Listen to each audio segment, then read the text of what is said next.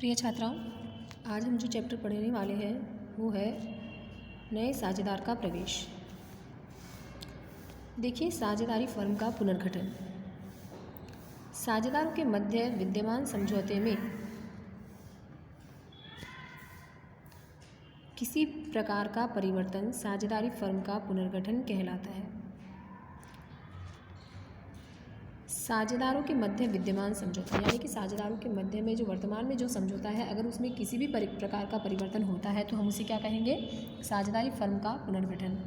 साझेदारी फर्म का पुनर्गठन निम्न परिस्थितियों में हो सकता है। अब देखिए, जो विद्यमान समझौता जो साझेदारों के बीच में होता है उसमें परिवर्तन क्यों होता है? उसके कुछ कारण होते हैं। ठीक है, कई कारणों से वो परिवर्तन हो सकता है। क्या क्या है? नए साझेदार के प्रवेश पर, जाहिर सी बात है, पहले पुराने साझेदार जिस अनुपात में लाभ प्राप्त कर रहे होते हैं, अगर नया साझेदार आता है तो जाहिर सी बात है कि उनके लाभ हानि अनुपात में परिवर्तन होगा।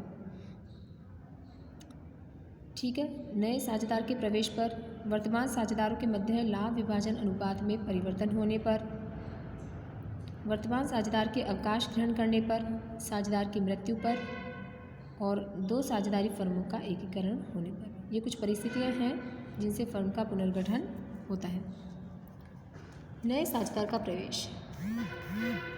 नए साझेदार के प्रवेश का अर्थ है साझेदारी के व्यवसाय में नए सदस्य का स्वामी के रूप में प्रवेश करना और साझेदारों की संख्या में वृद्धि होना। अब देखिए, फर्म जो होती है वो नए साझेदार को प्रवेश क्यों देती है? उसके कई कारण हो सकते हैं। हो सकता है फर्म के पास पूंजी की कमी हो, या फिर हो सकता है कि जिस व्यक्ति को फर्म प्रवेश दे रही है वो उसके पास कुछ ऐसी योग्यता है जिससे फर्म को और लाभ हो सके। तो इस वजह से फर्म क्या करती है, एक और साझेदार को फर्म क्या करती है, साझेदारी में प्रवेश देती है।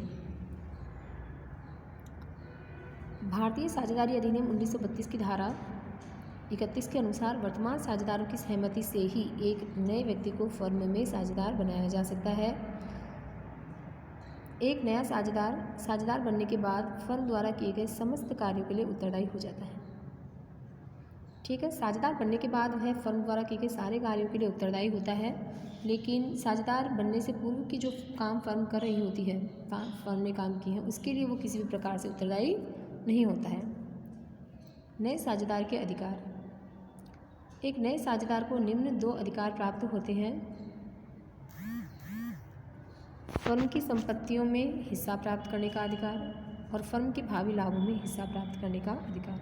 अब जाहिर सी बात है कि अगर नया साझेदार फर्म में आया है तो उसके कुछ अधिकार भी होंगे। तो उसके अधिकार कौन कौन से हैं? एक तो फर्म की संपत्तियों में हिस्सा प्राप्त करने का अधिकार और दूसरा फर्म के भावी लाभों में हिस्सा प्राप्त करने का अधिकार। ठीक है, भावी लाभ यानी कि जो अब होंगे, उसके साझेदार बनने के बाद जो लाभ होता है फर्म को, उस लाभों में हिस्सा प्राप्त करने का अधिकार उसे होता है। संपत्तियों में हिस्सा प्राप्त करने के लिए नया साझेदार जो धनराशि लाता है उसे पूंजी कहते हैं। संपत्तियों में उसे हिस्सा प्राप्त करने का अधिकार तो मिल गया, लेकिन उसके लिए उसे क्या करना होता है, कुछ राशि लेकर आनी पड़ती है, उसे ही हम क्या कहते हैं, पूंजी। और भावी लाभों में हिस्सा प्राप्त करने के लिए जो धनराशि वो लाता है उसे हम क्या बोलेंगे, प्रीमियम यानी कि ख्याति।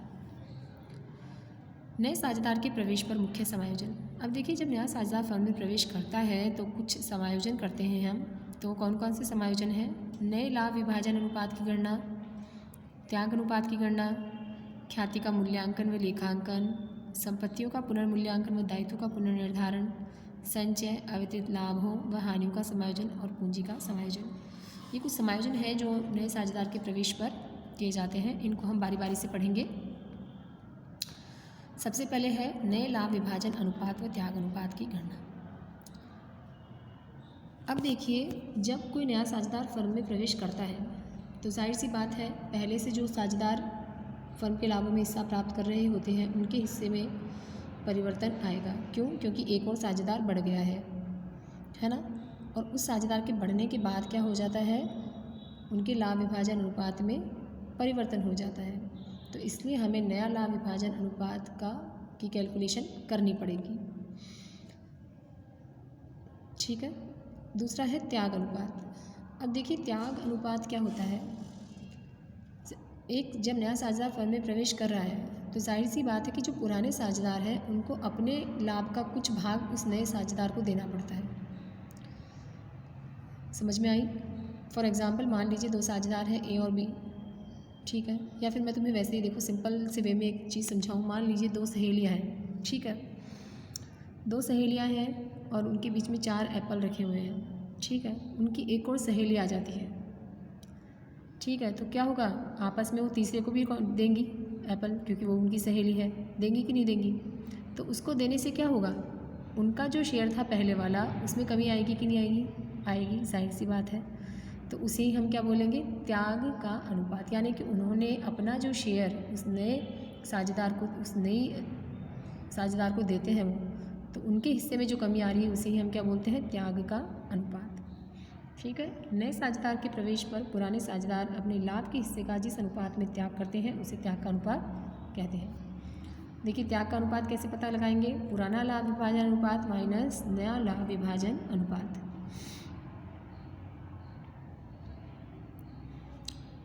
देखिए इससे संबंधित एक प्रश्न हम हल करते हैं।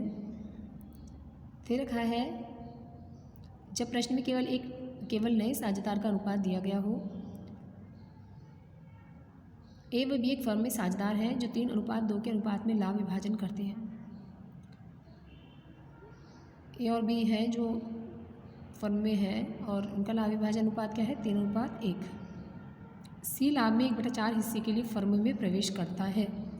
अब ये कह रहे हैं नया लाभ विभाजन अनुपात व त्याग का अनुपात ज्ञात कीजिए। अब देखिए सी के आने से क्या होगा, ए और बी उनका भी लाभ विभाजन अनुपात क्या हो जाएगा, कम तो होएगा ही, होगा कि नहीं होगा? तो देखिए यहाँ पर किस तरीके से हम पता लगाएंगे इनका नया लाभ विभाजन अनुपात। सी 1/4 हिस्से के लिए आया है, यानी कि उसका हिस्सा तो तय है कि 1/4 हिस्से के लिए वो आया है, ठीक है। अब हम क्या करें, यानी कि 1/4 हिस्सा कितना हो गया, 25%, ठीक है। तो हम क्या करेंगे, इस पूरा हिस्सा हम क्या मानकर चलते हैं, 1, ठीक है। मान लीजिए 1 रुपये में से अगर उसको कितना मिलता है, 1/4 हिस्सा मिलता है, तो हम क्या करेंगे, यहाँ पर एलसीएम निकालेंगे। ये देखिए इस जगह ये दे रखा है हमें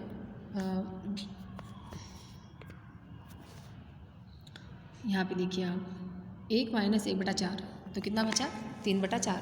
एलसीएम निकाल लेंगे तो कितना आ जाएगा, ये 3/4 आ जाएगा इस तरीके से। उसके बाद में ये जो 3/4 हिस्सा है, ये जो 3/4 हिस्सा है ये किसके लिए है, किसके लिए बच गया, अब ए और बी के लिए, ठीक है। तो इस 3/4 हिस्से में ए का भाग कितना है, 3/4, और बी का भाग कितना हो गया, 1/4, क्योंकि इनके बीच जो लाभ विभाजन अनुपात था वो क्या था, 3:1, ठीक है।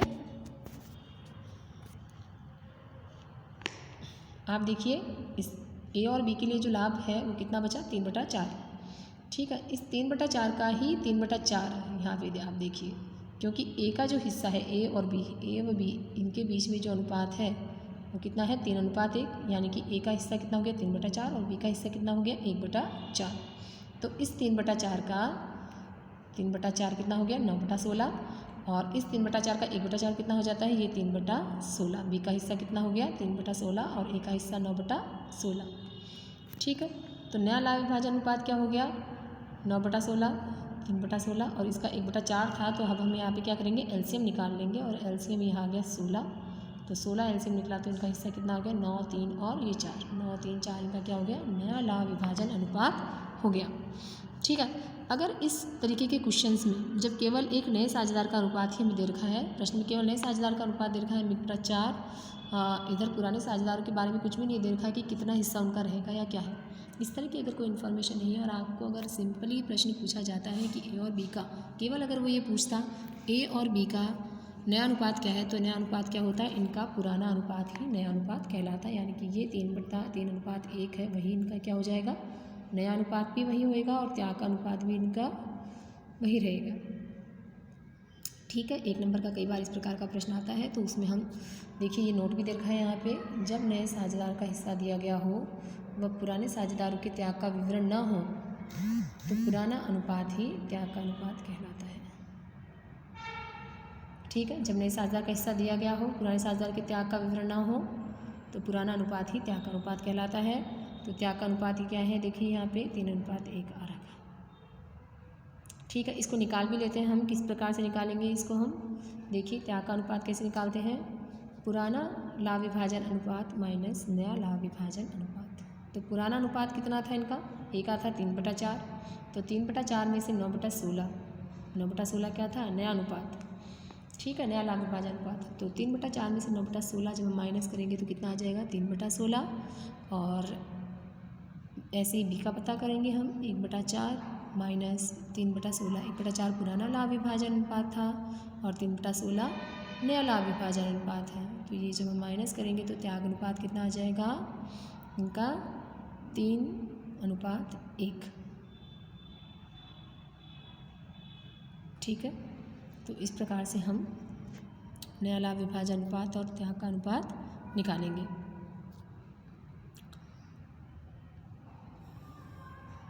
देखिए इसी प्रकार का एक और प्रश्न हम सॉल्व करते हैं। जब नया साझेदार पुराने साझेदारों से समान अनुपात में अपना हिस्सा प्राप्त कर रहा है तो इस दशा में पुराने साझेदारों ने जितना त्याग किया है उसे उनके पुराने अनुपात में से घटाकर नया अनुपात ज्ञात करेंगे।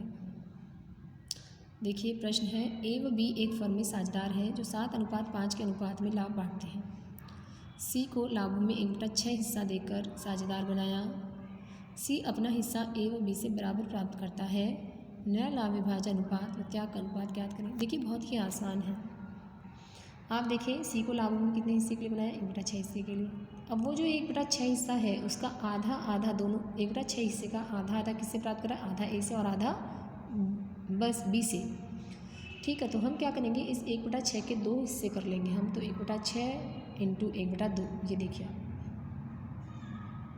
1/6 इंटू 1/2 कितना हो गया, 1/12।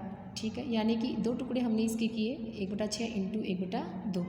तो 1/12 किससे लेगा, ए से, और 1/12 ही किससे लेगा, वो बी से ले रहा है। ठीक है, यानी कि ए का त्याग भी 1/12 हो गया और बी का त्याग भी कितना हो गया, 1/12। ठीक है, तो हम कैसे निकालेंगे, नया लाभ विभाजन अनुपात क्या हो जाएगा हमारा, पुराना लाभ विभाजन अनुपात माइनस त्याग का अनुपात। ठीक है ना, पुराने लाभ विभाजन अनुपात जो था साझेदार का, उनमें से अगर हम त्याग का अनुपात निकाल देंगे तो क्या आ जाएगा, नया लाभ विभाजन अनुपात आ जाएगा। तो देखिए ए का पुराना अनुपात कितना था, 7/12 और बी का 5/12। तो 7/12 में से हम जब 1/12 लेस करेंगे तो 6/12 आ जाएगा। इसी प्रकार से बी का जब हम करेंगे 5/12 माइनस 1, 5/12 माइनस 1/12 तो कितना आ गया, 4/12। ठीक है, सी का जो है लाभ विभाजन अनुपात कितना है, 1/6। तो आप यहाँ पर जब हम निकालेंगे तो एलसीएम ले लेंगे। देखिए 6/12, 1/12 अनुपात 1/6, तो इसका एलसीएम निकालेंगे तो कितना आ जाएगा, ये 12 एलसीएम आ गया। और इस प्रकार से जो अनुपात है वो कितना आ गया, 3, 2, 1। ठीक है, और त्याग का अनुपात चूँकि दोनों बराबर बराबर कर रहे हैं तो त्याग का अनुपात क्या हो जाएगा, 1:1। ठीक है, आशा है आप सभी को समझ में आया होगा। फिर भी अगर आप में से किसी भी बच्चे को अगर समझ में नहीं आता है तो वो मुझसे प्रश्न पूछ सकते हैं।